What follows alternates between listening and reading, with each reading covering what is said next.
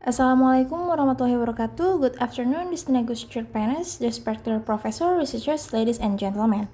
My name is Sri Rahayu and my partner Sinda Yuninta Yulianti and Rida Oktorida Kasdini from Department of Biology Education, Universitas Sultan Ageng Tirtayasa, Indonesia. Today I want to honor to present our researches entitled Ethnoscience of Apem Bohai, Local Knowledge, Traditional Fermentation, and Food Sustainability in Pandeglang. First, background of my paper is traditional fermented foods are not only part of our daily diet, but also represent valuable local knowledge that has been passed down from generation to generation. One example is apem bohai, a traditional fermented rice cake from Pandeglang, Banten Province, Indonesia.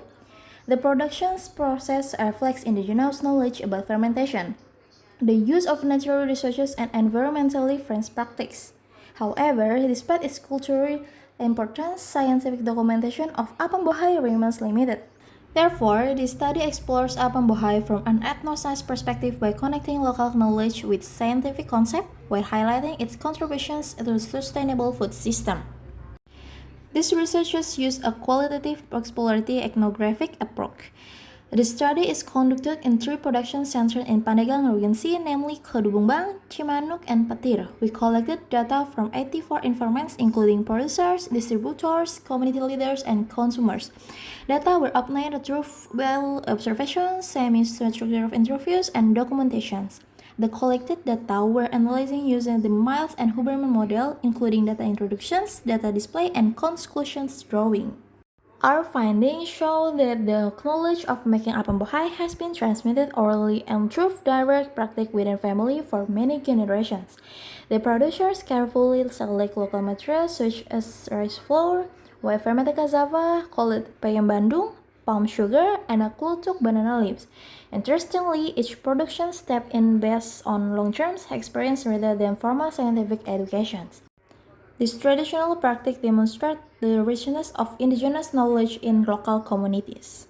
Okay, next, ethno-science reconstructions. One of the most interesting findings is that every traditional practice has a scientific explanation. For example, klutuk banana leaves are chosen because they are stronger, resistant to heat, biodegradable, and contribute to a pleasant aroma during steaming. White fermented cassava functions as a natural starter culture containing microorganisms, filtering the butter products of homogeneous mixtures while gradual water addition control better viscosity. Fermentation overnight allows yeast to produce carbon dioxide, resulting in a soft and porous texture. Finally, brushing vegetable oil and cooked apem bohai helps reduce moisture loss and prevent the cakes from sticking together. This example clearly demonstrates how traditional knowledge aligns with modern scientific principles.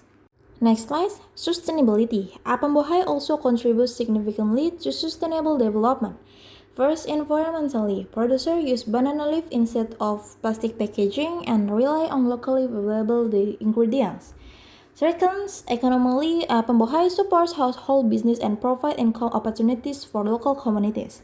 And third, socially and culturally, the production process preserves traditional knowledge and strengthens cultural identity through intergenerations knowledge transfer. Therefore, apem bohai supports sustainable development goals, especially SDGs 2 on zero hunger and SDGs 12 on responsible consumption and production. Educational implications. This study also has important implications for biology education. Apem bohai can serve as a contextual learning resource for teaching biotechnology, microbiology, food fermentation, and ethnoscience.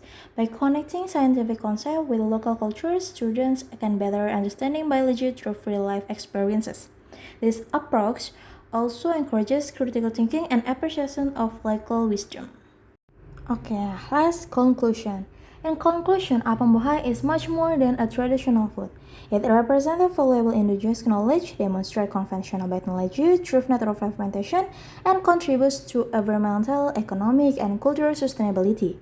Moreover, it provides an excellent contextual research for biology education and supports sustainable food system. We hope this research contributes to preserving local wisdom while promoting science education and sustainable development. Okay, thank you very much for your attention. I will be happy to answer any questions. Wassalamualaikum warahmatullahi wabarakatuh.